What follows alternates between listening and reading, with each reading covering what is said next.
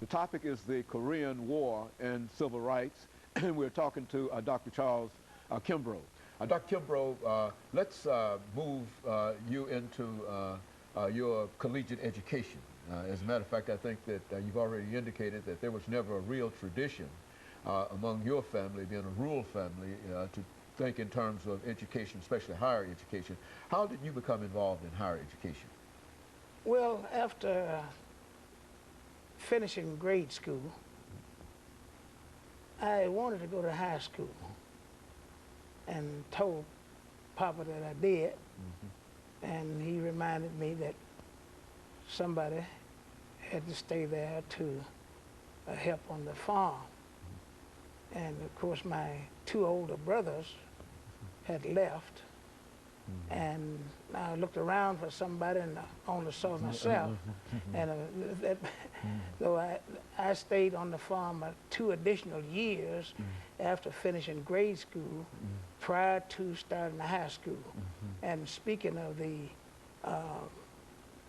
Army, I went to be drafted, and of course because of a childhood accident, I was not accepted, and so I was 18 at that point. So a bus started coming within a mile of our house, and for colored people, or white people apparently, I thought it was a pretty good thing at that point to that colored people should have an opportunity to go to high school 10 miles away.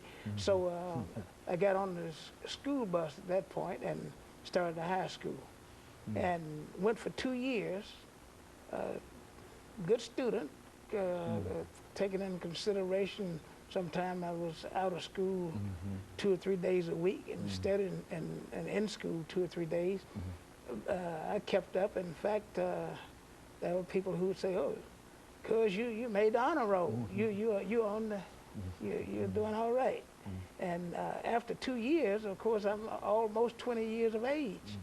And even though I had been rejected when I first was drafted, then I said, well, you know, if I can no longer play football, Tennessee has its tradition of you're out of the game, you get after your 19th birthday.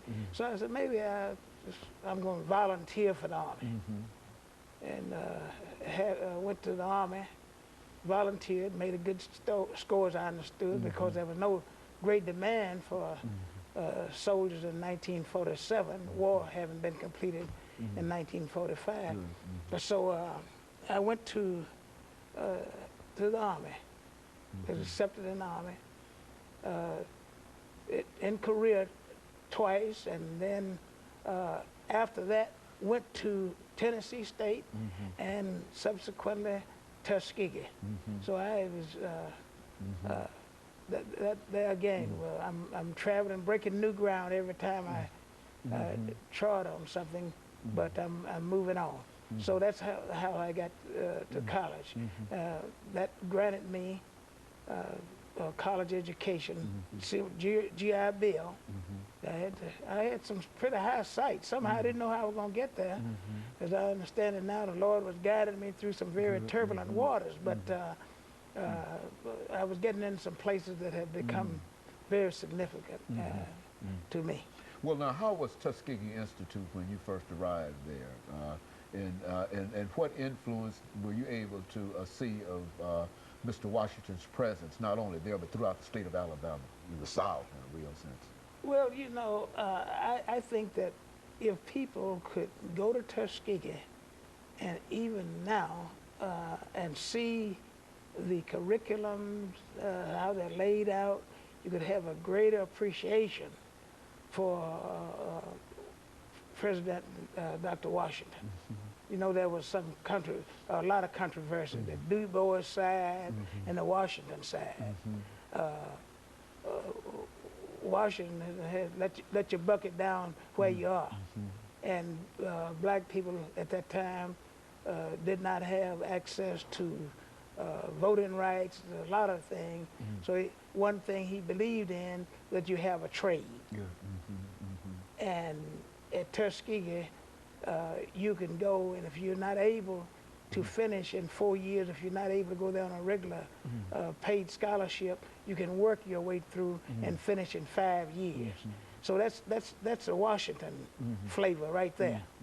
And of course, being a agrarian area, agriculture, any facet of farming can be found, including shoemaking and so forth, right there at Tuskegee.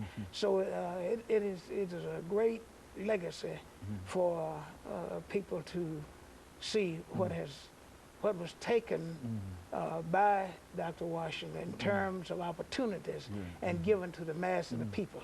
You know, one of the features that you see on Tuskegee right now is the veil of ignorance being lifted from the face of the ex-slaves. So that's a part of the flavor right there.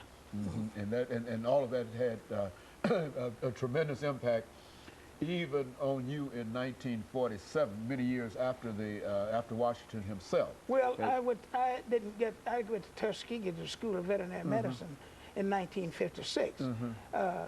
And that was a critical time because the NAACP, speaking of the NAACP, it was disenfranchised from the state of Alabama. That should tell black people now, if you want to know what the NAACP does or what it has done, it shows you that it was the kind of force that people who could just make their own laws almost on technicalities.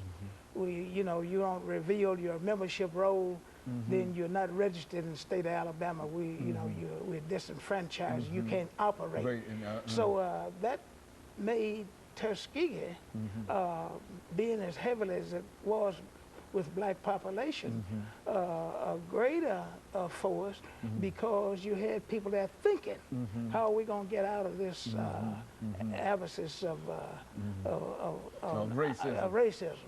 So you have organizations coming into being like the Tuskegee Civic Association, which Dr. Gomillion headed for so many years and dealt with the gerrymandering, for instance. That's one thing. Tuskegee, unlike any other county probably in the... Dr. Kimbrough, let me interrupt for this second commercial break, and after which we'll come back and then we'll allow you to continue this conversation. And of course, we'll be back with our audience following this very, very short commercial break.